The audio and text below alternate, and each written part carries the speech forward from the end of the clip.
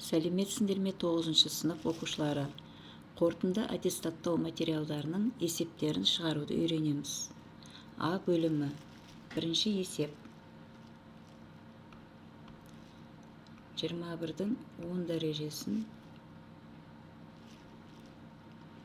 бөлеміз 3-дің 8 дәрежесіне және көбейтеміз 7-ның 8 дәрежесіне. Азайтылған 21-дің 2 дәрежесі. 21 санын 2 санның көбейтіндісі ретінде көбейткішке жіктеп алайық. 3 көбейту 7, 10 дәрежені жақша сыртына жазамыз. Бөлшектің бөлімін өзгерісі жазамыз. Азайту 21-дің 2 дәрежесін жанына тіркеп қоямыз. Енді 3-дің 10 дәрежесін және 7-ның 10 дәрежесін жақшаны ашып жеке-жеке жазуға болады.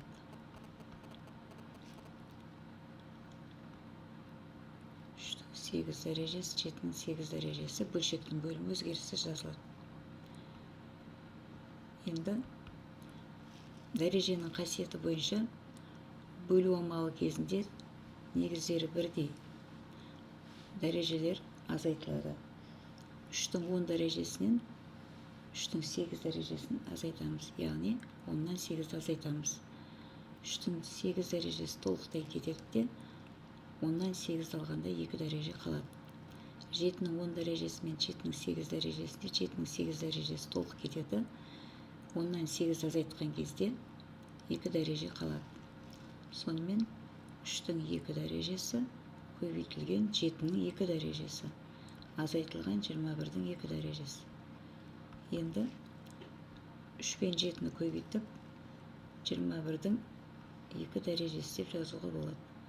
Азайтылған 21-дің 2 дәрежесін жазамыз. Екеуін азайтатын болсақ 0 болады.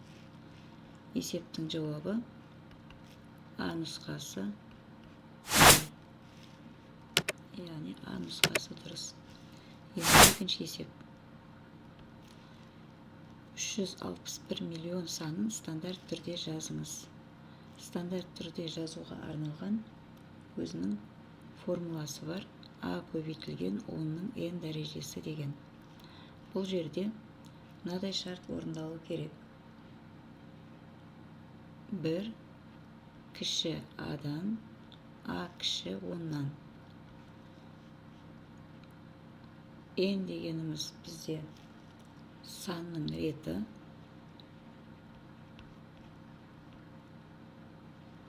Ал А дегеніміз мәнді бөлігі.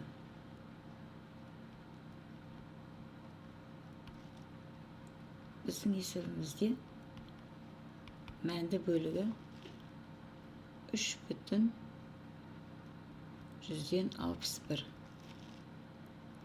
10-ның 1, 2, 3, 4, 5, 6, 7, 8 дәрежесі болады. Ал 3 деп алу себебіміз ол біздің мынау шартымыз орындалу керек. Яғни 3 саны 1-ден артық 10-нан кіші. Олай болса есептің жауабы С нұсқасы.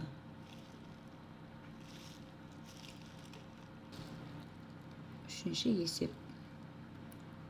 А квадрат азайтылған 4 бөлінген 4 қосу 4А қосылған А квадрат. Бөлшектің алымында бөлімінде қысқаша көбейту формуласы бойынша жазып аламыз. Бірінші алымы А квадрат азайтылған Б квадрат формуласы бойынша А азайтылған В, А қосылған В. Ал бөлшектің бөлімі А қосу В квадрат 2 еселенген. Яғни А квадрат қосылған 2АВ қосылған В квадрат формуласына келіп тұр. Олай болса А квадрат азайтылған 4-ті біз а азайту 2, а қосу 2 деп жазуымызға болады. Бөлшектің бөлімін 2 қосу а квадрат деп жазуға болады. Себебі 2-ның квадраты 4 болады. 2 еселенген 2, 4 а болады, және а-ның квадраты тең а қосу 2 алымында, және бөлшектің бөлімінде 2 қосу а-ның біреуі кетеді, біреуі қалады. Олай болса, бөлшектің алымында а азайту 2, бөлшектің бөлімінде 2 қосу а. Есептің жауабы бізде а нұсқасына сәйкес келеді. Яғни а жауабы дұрыс. Енді төртінші есеп. 2, 7, 12 тағы сол сияқты арифметикалық прогрессия берілген. Сол арифметикалық прогрессияның n-ші мүшесінің формуласын көрсетуіміз керек. Олай болса, арифметикалық прогрессияның бірінші мүшесі 2, екінші мүшесі 7. Яғни А1, А2, А3. А2 мүшесі 7, 5 деген санға артты. Келесі А3 мүшесі 12, тағы да 5 санына артты.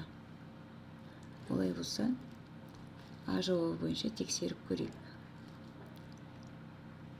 1 А бірінші мүшесі 4 көбейту 1, 4 жердегі бірім 4, азайтамыз 2. Бірінші мүшесі сәйкес кеп тұр. Енді екінші А2-ні қойып тексерейік. 4 көбейту 2, азайтылған 2. 4 жердегі 2 8, 8-ден 2-ні азайтқан кезде 6. Бұл біздің екінші мүшеге сәйкес емес. Сондықтан бұл жауап сәйкес келмейді. Енді В жауапты тексерейік. А1, 3 көбейту 1, азайту 1. 3 жердегі бірім 3, 3-тен 1 алсақ 2. Бұл бірінші мүшеге сәйкес кеп тұр. Енді А2 деп тексерейік. 3 көбейту 2, азайтылған 1. 3 жердегі 2 6, 6-дан 1-ді азайтсақ 5. Яғни бұл бізде жауапқа сәйкес емес, өйткені бізде екінші мүшеміз 7-ге тең. Енді С-ны зерттеп көрейік. А1 тең 2 көбейту 1, 2 сәйкес келіп тұр. Екінші мүшесі 2 көбейту 2, 4. Ал бізде 7. Сондықтан бұл да сәйкес келмейді. Сыз тастаймыз. Д-ны зерттейміз. А1, 1 қосу 1, 2 сәйкес кеп тұр. Екінші мүшесі 2 қосу 1, 3 сәйкес келмейді. Жауабы бола алмайды. Ені тексерейік.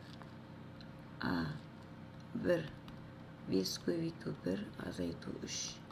5 жердегі бірім 5, 5-тен 3-ті азайтсақ 2 сәйкес келіп тұр. А2, 5 көбейту 2, азайтылған 3. 5 жердегі 2 10, 10-нан 3-ті азайтсақ 7. А3-ті тексеріп көрейік. 5 көбейту 3, азайтылған 3. 5 жердегі 3 15. 15-тен 3-ті азайтсақ бізде 12. Яғни бізде арифметикалық прогрессия тізбегіндегі 2 бірінші мүшесі, екінші мүшесі 7, үшінші мүшесі 12 дәл келіп тұр. Олай болса, есептің жауабы бізде Е нұсқасы. Дұрыс жауап. 5-ші есеп. Қай теңдеудің түбірлері x1 2-ге, x2 0,5-ге тең болады. Есептің жауаптарында келтірілген квадрат теңдеулер берілген. Олай болса біз v теоремасы арқылы шығаруымызға болады. X квадрат плюс px плюс q тең 0. x1 түбір мен x2 түбірдің қосындысы минус p, x1 мен x2-ның көбейтіндісі түбірлері q. Енді орындарына қойып көрейік. x1 2-ге тең бізде, x2 түбірі 0,5-ге тең.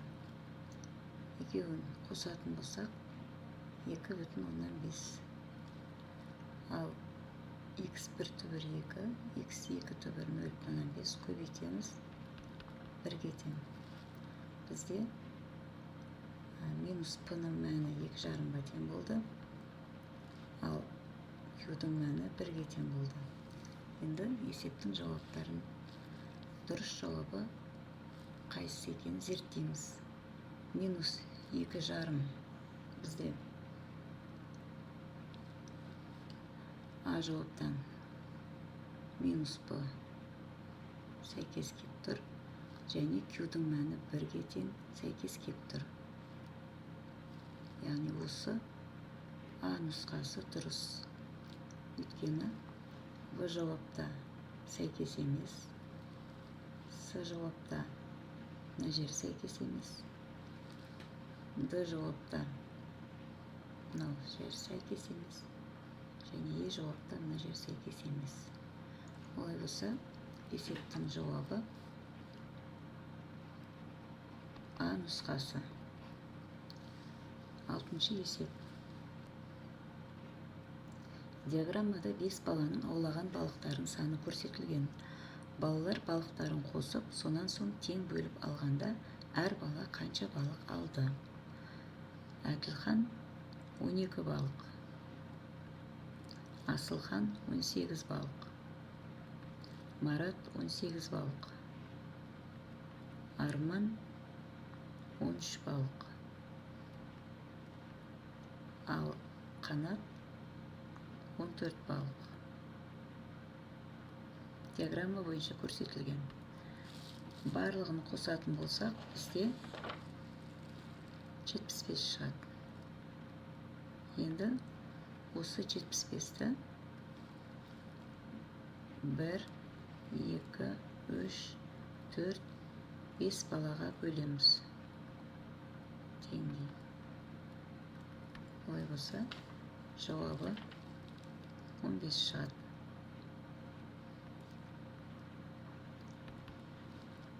Жауабы 15 Д нұсқаға сәйкес келеді.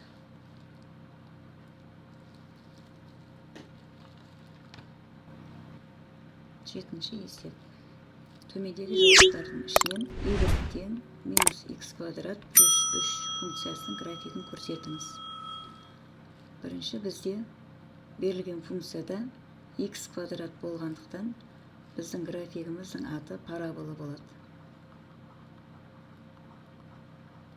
Екінші зерттейтініміз x-тің алдындағы таңба минус болып тұр. Яғни мына жерде көрінбейтін бір бар, коэффициентіміз, яғни сол минус таңба болғандықтан біздің параболаның тармағы төмен қарайды.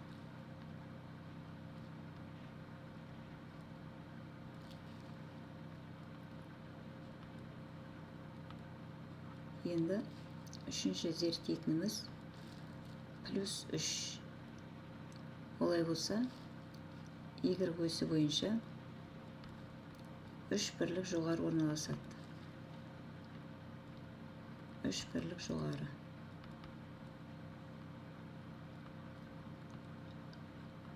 Берілген жауаптардың ішінен осы 3 шартты қанағаттандыратын графикті іздейміз. Яғни А нұсқасы сәйкес келмейді, В нұсқасы сәйкес келмейді, С нұсқасы 3 бірлік төмен орналасқан сәйкес келмейді, ал Д нұсқасында 3 бірлік жоғары орналасқан парабола және де тармағы төмен қараған. Яғни осы нұсқасы дұрыс. Е нұсқасы сәйкес келмейді. Олай болса, есептің жауабы жауабы дұрыс. 8-ші есеп. Синус 20 градус бөлеміз синус 10 градус. Бөлшектің алымындағы синус 20 градус біз тригонометрияның қосбұрыш формуласын қолданып түрлендіреміз. Синус 2 альфа 2 синус альфа косинус альфа формуласына келтіреміз. Тең синус 2 синус 10 градус көбейтілген косинус 10 градус.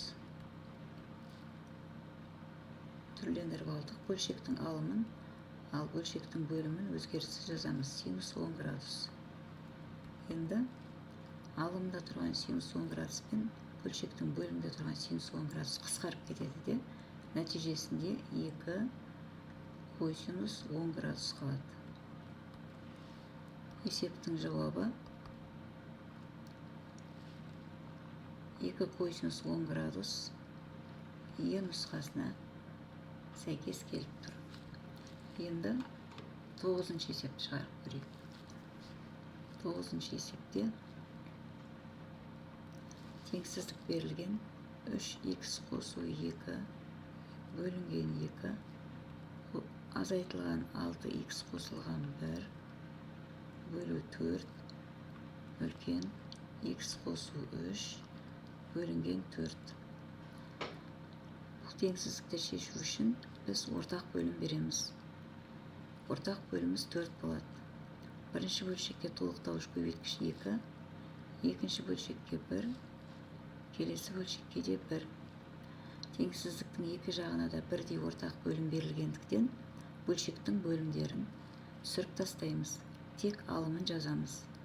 2 көбейтілген 3х қосылған 2 азайтылған 6х қосылған 1 х қосылған 3. Енді жақшаны ашайық. 2-ні 3х-ке көбейтеміз, 2-ні 2-ке көбейтеміз. 6х қосылған 4. Жақшаны ашамыз. Минус 6х минус 1 үлкен х қосу 3. Енді х бар, белгісіз мүшелері бар сандарды теңсіздіктің сол жағына шығарамыз. 6х азайтылған 6х минус х үлкен. Ал бос мүшелерді теңсіздіктің оң жағында қалдырамыз. 3 қосу 1 азайту 4. 6х азайтылып жойылып кетеді. Минус х қалады. 3-ке 1-ді қоссақ 4, 4-тен 4-ті алсақ 0. Минус 1-ге көбейтетін болсақ х теңсіздік белгісі бізде керісінше болып өзгереді. Кіші 0. Есептің жауабы х кіші 0. С нұсқасына сәйкес келеді. Дұрыс жауабы С. 10-ші есеп. 2 бөлінген түбірасты 6 азайтылған. Осы бөлшектің бөлімін иррационалдықтан құтқарыңыз. Иррационалдықтан арылу үшін біз бөлшектің алымында бөлімінде тұрған өрнекте, яғни түйіндесіне көбейтеміз. Олай болса, түбірасты 6 азайтылған 2-ның түйіндесі түбірасты 6 қосылған 2. Алымын осыған көбейтеміз. Түбірасты 6 қосылған 2-ге. Тең. Бөлшектің бөлімінің жақшаны ашайық. Түбірасты 6-ға көбейтеміз. Квадрат. Түбірасты 6-ны 2-ге көбейтеміз. 2 түбірасты 6 болады. минус 2-ні түбір асты 6-ға көбейтеміз. Минус 2 түбір асты 6 болады. Және осы минус 2-ні плюс 2-ге көбейтеміз. Минус 4. Бөлшектің алымын өзгеріссіз жазамыз.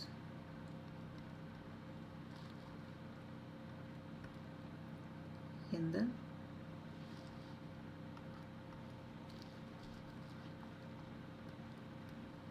бөлшектің бөлімдегі түбір асты 6 түбірмен сыртындағы квадрат қысқарады. Бөлшектің бөлімінде 2 түбір асты 6 азайтылған 2 түбір асты 6 жойылады, 0 болып кетеді.